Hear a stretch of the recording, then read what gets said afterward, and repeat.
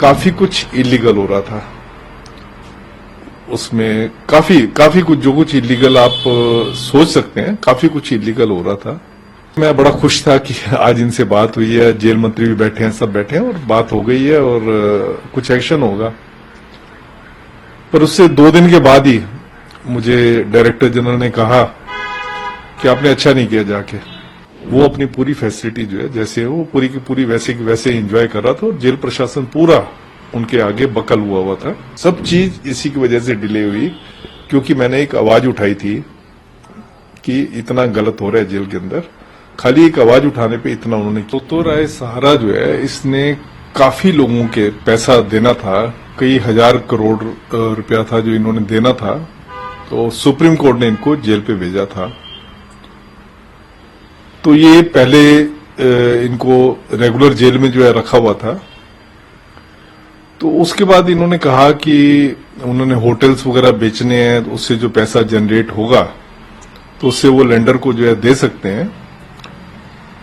तो उन्होंने कोर्ट से परमिशन मांगी थी कि इनके होटल्स वगैरह के जो कई बायर जो हैं वेस्टर्न कंट्रीज के हैं, यूरोप के हैं, तो उनसे उसको वीडियो कॉन्फ्रेंसिंग से बात करनी है और जब तक वो बात नहीं करेगी तब तक वो बेच नहीं सकते। तो सुप्रीम कोर्ट ने जेल प्रशासन से पूछा कि इसका क्या इलाज है। तो जेल प्रशासन ने कहा कि जेल के अंदर रह के तो ये नहीं हो सकता कि जेल के अंदर से वीडियो कॉन्फ्रेंसिंग वगैरह का प्रोविजन इतना वो नहीं है। तो जेल के बाहर रख के जो है हो सकता है। तो इनको फिर हमने वहां पे एक कोर्ट कम्प्लेक्स है उसमें रख दिया था। ये कोर्ट कम्प्लेक्स में वीडियो कॉन्फ्रेंसिंग की फैसिलिटी भी थी और इन्होंने अपनी फैसिलिटी भी मंगवा ली थी और वहीं पे सारा एसी कम्प्लेक्स था। तो उसी में ये रात को सोते थे। उन्होंने उसमें सेक्रेटरिएट की भी जो है इसको परमिशन दे दी थी कि टाइप वगैरह करना है या और चीजें करनी, प्रपोजल वगैरह भेजने हैं। पर एक लिमिट तक तो जो सुप्रीम कोर्ट के ऑर्डर की जो एक जो जिस था वो था लीगल तरीके से सब कुछ करना था। पर मैंने देखा कि काफी कुछ इलीगल हो रहा था। उसमें काफी कुछ जो कुछ इलीगल आप सोच सकते हैं, काफी कुछ इलीगल हो रहा था। उससे पहले मुझे दिल्ली हाई कोर्ट ने बुलाया था और दिल्ली हाई कोर्ट ने बताया कि जेल में आजकल एक्सटॉर्शन की, ब्राइबरी की काफी ज्यादा शिकायतें आ रही हैं। तो मैंने ये वाली बात जो है अपनी जीओस मीटिंग में बताई जिसमें डीजी प्रिजन जो है इसको चेयर करते थे। तो उसमें मैंने बताया था। तो डीजी प्रिजन को लगा कि शायद मैं उनके खिलाफ शिकायत कर रहा हूं, उनके खिलाफ उनको ही शिकायत कर रहा हूं। तो उन्होंने इसको अच्छे तरीके से नहीं लिया। पर जो अंदर जेल के अंदर हो रहा था, हाईकोर्ट तो हर एक चीज को जानती है क्योंकि हाईकोर्ट के पास बहुत कंप्लेंट वगैरह आती हैं। हाईकोर्ट ने अच्छा किया कि पहले हमसे सुन लिया। उन्होंने मुझे बुलाया, उन्होंने बताया कि ऐसे ऐसी कंप्लेंट आ रही हैं तो इसके लिए कुछ करो, कि हम जुडिशियल नोटिस लें उससे पहले कि आप कुछ करो। तो ये मैंने जब बात बताई तो इनके जू पे जो उस टाइम पे डायरेक्टर जनरल थे उनके कान पे जू तक नहीं रेंगी और उन्होंने कोई एक्शन नहीं लिया। तो उसके बाद मेरे पास कोई रास्ता नहीं रह जाता था और मैं फिर अरविंद केजरीवाल जी के पास गया। अरविंद केजरीवाल जी को मैं जानता था क्योंकि मैं जो इनकी मूवमेंट है उसके साथ काफी मैं क्लोजली, मेरी वाइफ वगैरह बहुत क्लोजली जुड़े रहे थे। तो उनके पास गया, उनको मैंने बताया जाके, पहले उनके ऑफिस में गया। मेरे एक दोस्त थे, उन्होंने मेरे को पहले ऑफिस में मिलवाया। फिर इन्होंने कहा कि आप घर पे आ जाना। तो मैं घर पे गया इनके, तो वहां पे जेल मंत्री भी थे। तो मैंने उनको बताया कि ऐसे ऐसे जो है सुब्रत राय सहारा जो है ऐसी ऐसी जो इन्होंने फैसिलिटीज ले रखी हैं जो कि इनको नहीं मिलनी चाहिए और ये फैसिलिटी सारी जो है ये जेल प्रशासन की मिली भगत के साथ हो रही है। तो अरविंद केजरीवाल जी ने कहा कि आप इसका वीडियो बना के ला के दे सकते हो। तो मैंने कहा वीडियो बनाना मेरे लिए ठीक नहीं रहेगा, आपने आना है तो आप आके आप किसी भी टाइम आ जाओ और आप उसमें सरप्राइज चेक कर लो, आपको पता लग जाएगा।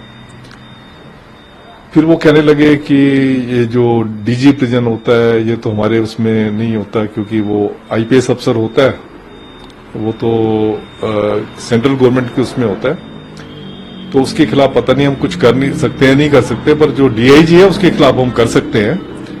तो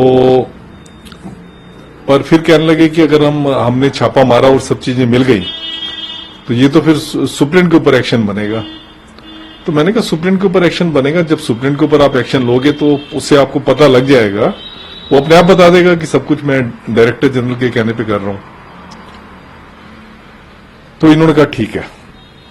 तो करके मैं बड़ा खुश था कि आज इनसे बात हुई है, जेल मंत्री भी बैठे हैं, सब बैठे हैं और बात हो गई है और कुछ एक्शन होगा। पर उससे 2 दिन के बाद ही मुझे डायरेक्टर जनरल ने कहा कि आपने अच्छा नहीं किया, जाके आपने गरीब आदमी को फंसवा दिया, पता नहीं क्या कौन सा गरीब आदमी था। तो मैंने कहा ठीक है, जो चल रहा है, जो मैंने मेरा दिल कह रहा था मैंने अपने दिल के हिसाब से किया है, जो मुझे ठीक लगा था मैंने किया है, आगे जो आगे होगा जो देखा जाएगा। पर कुछ भी उसके ऊपर हुआ नहीं, बल्कि जेल मंत्री उसके बाद जो है उन्होंने हेडक्वार्टर की विजिट भी की। तो उन्होंने जाके उनको कहा भी, जो जेल के डायरेक्टर जनरल और दूसरे अफसरों को कहा भी कि अब तक तुमने जो गलत कर लिया, इसके बाद आगे और गलत नहीं करना। मेरे सामने का, मैं भी बैठा था उस मीटिंग में। तो बस इतनी बात हुई, पर अल्टीमेटली कंक्रीट कुछ नहीं हुआ। वो अपनी पूरी फैसिलिटी जो है जैसे वो पूरी की पूरी वैसे की वैसे एंजॉय कर रहा था, और जेल प्रशासन पूरा उनके आगे बकल हुआ था, झुका हुआ था। इवन जेल ऑफिसर जो है जब उनके जाते थे उनके पैरों को हाथ लगाते थे। तो मेरे को ये चीज अच्छी नहीं लगी कि एक इतने सीनियर लेवल के आदमी जाके उनके पैरों को हाथ लगा रहे हैं। तो खैर चलता रहा। उसके बाद इन्होंने जब हुआ तो मेरे को हैरेस करना शुरू कर दिया, क्योंकि आज तक का मेरा रिकॉर्ड था कि एज ए लॉ ऑफिसर 96 में मैंने ज्वाइन किया था एज ए लॉ ऑफिसर।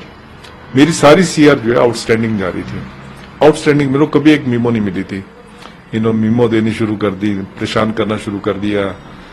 बात बात में कोई बात भी नहीं होती थी, मीमो दे देना और उसको दिल्ली गवर्नमेंट को भेज देना कि एक्शन लेने के लिए। क्योंकि मेरे लिए जो मैं क्लास 1 ऑफिसर था, क्लास 1 ऑफिसर में लेफ्टिनेंट गवर्नर जो है कॉम्पिटेंट अथॉरिटी होती है।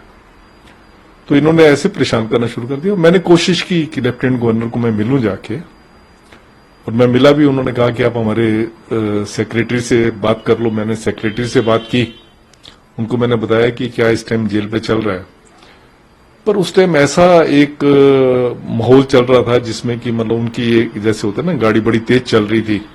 जो डायरेक्टर जनरल प्रिजन है, फिर बाद में कमिश्नर ऑफ पुलिस बनने वाले थे, और उसके बाद और कुछ उनका था। तो खैर मैंने जो कुछ किसी को भी उनको कहा तो उन्होंने मेरी बात किसी ने सुनी नहीं। तो उसके बाद क्या हुआ, चलो चल रहा था जैसे चल रहा था। मैंने कहा मैं तो फेस कर लूंगा जो मेरे साथ हो रहा है, जो डिपार्टमेंट में जो भी अब अगर इसका डे बाय डे डिक्लाइन हो रहा है तो होता रहे, मैं उसमें क्या कर सकता। जो मैं कर सकता था मैंने किया। उसके बाद इसका फ्लैश पॉइंट आया कि जब मैं रिटायर हो रहा था, मैं 29 जुलाई को रिटायर हुआ, मतलब 29 जुलाई जो लास्ट वर्किंग डे था। 22 जुलाई को मुझे 15 पेज की सभी की चार्जशीट दे दी, जिसमें कि ये लिखा हुआ था कि कोई 10 साल पहले हमने कोई कोर्स वगैरह चलाए थे, तो उसमें इरेगुलरिटी थी। हमने कुछ खरीदा था तो उसमें परमिशन लेनी चाहिए थी, यहां से वहां से लेनी चाहिए थी, वो मैंने नहीं ली। जबकि मेरा तो कोई ऐसा काम नहीं था, ना मेरा अकाउंट्स का बैकग्राउंड है। तो खरीदा भी डायरेक्टर जनरल ने, सब कुछ डायरेक्टर जनरल जो उस टाइम पे थे उन्होंने किया था। तो उन्होंने मुझे चार्जशीट दे दी जस्ट हैरेस करने के लिए। तो करीब करीब 4 या 5 साल तक ये चार्जशीट वगैरह चली। उसके बाद सरकार ने चार्जशीट को वापस ले लिया, एक्सोनरेट कर दिया मुझे। पर जो 5 साल मैं इतना परेशान रहा, मेरा घर के जो और कामकाज थे, बेटी की शादी करनी थी और कुछ, सब चीज इसी की वजह से डिले हुई, क्योंकि मैंने एक आवाज उठाई थी कि इतना गलत हो रहा है जेल के अंदर। खाली एक आवाज उठाने पे इतना उन्होंने किया, पर मुझे पता था ऐसा करो तो ऐसा होता है। तो अल्टीमेटली गवर्नमेंट ने जब उसको विड्रा कर लिया, एक्सोनरेट कर दिया मुझे, तो मुझे हुआ कि चलो कि एक सत्य की तंग जरूर होता है सत्य बोलने वाला, पर जीत आखिर सत्य की होती है। फैसिलिटी जैसे है, जैसे आपने वीडियो कॉन्फ्रेंसिंग की फैसिलिटी दे दी, वो तो ठीक है, आपने वीडियो कॉन्फ्रेंसिंग की फैसिलिटी दे दी, पर उसके साथ साथ मैं देखता था एयर होस्टेस जो उनकी सहारा एयरलाइन की थी, वो जाती थी वहां, घंटों उनके पास बैठी रहती थी। मैंने खुद वहां पे विस्की वगैरह की बोतल पड़ी हुई देखी थी। तो ये तो आप किसी स्ट्रेच ऑफ इमेजिनेशन में नहीं सोच सकते कि इतनी फैसिलिटी जो है आप किसी को इस आड़ में दे रहे हो कि सुप्रीम कोर्ट ने कहा है। सुप्रीम कोर्ट को भी जेल एडमिनिस्ट्रेशन ने कहा था, तभी सुप्रीम कोर्ट ने कहा ठीक है, पैसे इनको रिकवर करने हैं तो आप ये एक्स्ट्रा फैसिलिटी दे दो। पर ये वाली फैसिलिटी तो आप किसी इमेजिनेशन में आप सोच भी नहीं सकते कि उसको जो है औरतें आएंगी, या जो हम सुनते थे कि जेल के अंदर लड़कियां, हाँ, जेल के अंदर लड़कियां, जो आप सुनते थे वो बिल्कुल सही सुनते थे। तो किस बिहाफ पे उनको ओके किया गया था कि भाई आप लड़कियां भी एयर होस्टेस के रूप में लड़कियां जो है, मतलब उसमें क्योंकि सुप्रीम कोर्ट ने कहा था कि इनको जो सेक्रेटरिएट चलाने की परमिशन दे दी थी, तो एज ए वो हेल्प करने के लिए वो आती थी वहां पे और घंटों वहां रहती थी बैठ। और शराब की बॉटल्स भी, हाँ, वो मैंने खुद देखी है उसमें। तो चाहे वो शराब की बोतल हो, चाहे वो लड़कियों वाली बात हो, क्या आपने अरविंद केजरीवाल, हाँ, मैंने अरविंद केजरीवाल जी को सारी बात बताई मैंने जाके, पर मुझे लग रहा है कि शायद एक तो ये क्योंकि जो आईपीएस ऑफिसर होते हैं वो सेंट्रल गवर्नमेंट से आते हैं, तो शायद उनको ये था कि वो कर नहीं पाएंगे, या उन्होंने कंप्रोमाइज किया इससे। क्योंकि तिहाड़ जेल के जो अगर स्टाफ की बात की है तो दिल्ली सरकार भी उस पर एक्शन ले सकता है अगर वो चाहे तो। अगर वो विजिट करके, या चाहे जेल मंत्री भी अगर वो जाते तो शायद कार्रवाई हो सकती थी। जेल स्टाफ के ऊपर तो ले सकते हैं, पर क्योंकि मेरा एलिगेशन था सीनियर ऑफिसर जो है उनको सारी ये मदद कर रहे हैं, तो उसमें इनका ये कहना था कि हम करेंगे, तो मतलब इन्होंने जस्ट एक उस पर एक्शन ना लेके उसको डिले किया या कंप्रोमाइज किया उसके साथ। उसका नतीजा ये हुआ कि मुझे जो आगे 5-6 साल जो है कष्ट भरे जो है बिताने पड़े।